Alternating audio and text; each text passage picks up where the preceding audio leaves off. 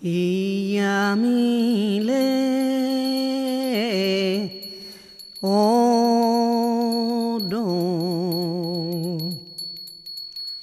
Iyamile odo.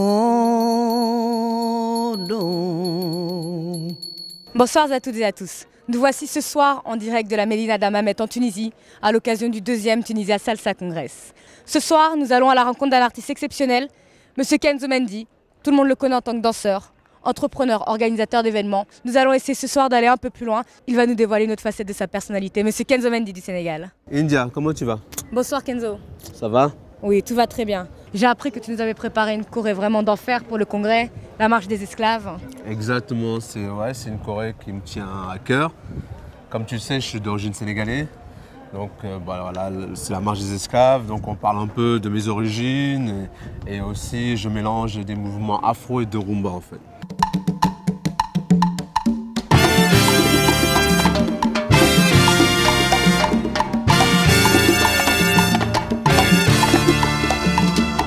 J'ai voulu dire au public et aux gens qu'il ne faut pas oublier d'où on vient et surtout l'énergie que je puise au fond de moi, elle vient de quelque part. Il y a eu des esclaves qui partaient de l'île de Gorée pour aller à Cuba, aux États-Unis, en Europe et tout. Donc c'était pour moi une façon de dire on n'oublie pas. Et si la salsa est devenue ce qu'elle est aujourd'hui, c'est par le biais de ça, en fait, s'il n'y avait pas eu des gens qui ont été déportés dans toutes ces îles-là, et ça fait que ça a créé un mélange, un échange par l'afro entre autres, et après par la cubaine, par la portoricaine, par les autres influences des danses en fait. Et souvent quand je performe, j'ai un peu visage un peu fermé, c'est parce que je suis vraiment en transe en fait, et voilà, je suis dedans. Chaque soir quand tu arrives en soirée, tu danses avec tout le monde.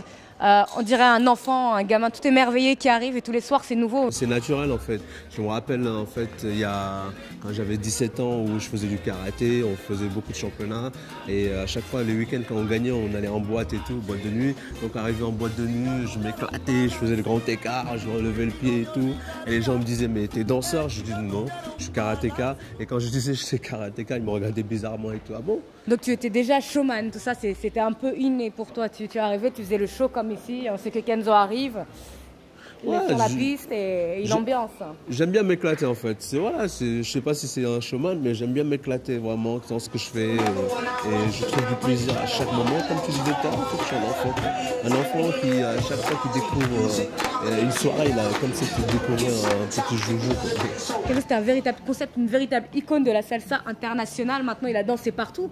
Et je crois même que tu as des projets d'école ou d'autres projets à Hong Kong, à Taïwan, un peu partout dans le monde. Sur la salsa, tu t'exportes et tu exportes beaucoup toutes ces danses-là. Exactement. En fait, moi j'ai eu la chance de voyager en Inde et en Chine et donc de là j'ai amené ce côté afro-salsa en fait.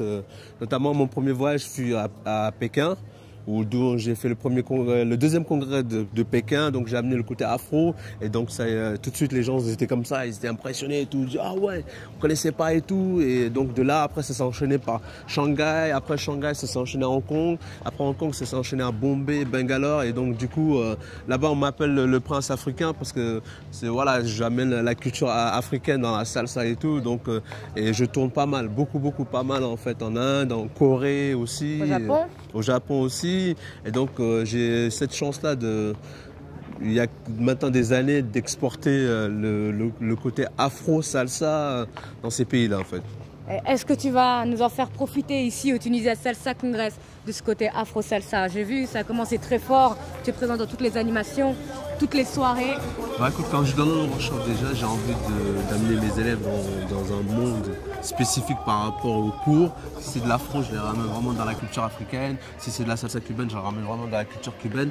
Je suis quasiment en transe quand je donne un cours parce que je suis excité en même temps et j'ai envie que mes élèves, quand ils sortent de ce cours-là, qu'ils sortent avec le sourire rempli de souvenirs et aussi qu'ils soient heureux en fait. C'est ça mon objectif.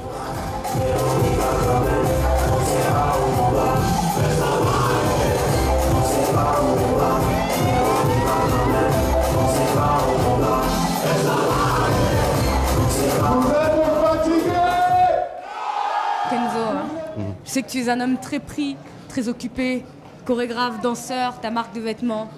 Donc je voulais te remercier de nous honorer de ta présence ici. On est très content de t'avoir. Merci pour ta disponibilité, ta générosité. Et j'espère que tu te sens comme à la maison ici. Bah écoute, moi je te remercie de l'invitation, je remercie le public, les fans. Et pour moi, ce fut un grand plaisir d'être ici et de parler un peu de moi, de mon parcours, et pour que les gens me connaissent un peu mieux. Et voilà, merci au public, merci à ma famille, à tous les Mendy, à tous les fans.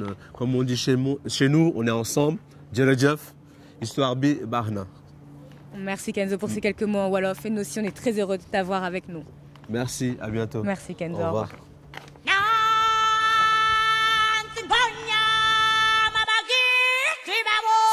revoir.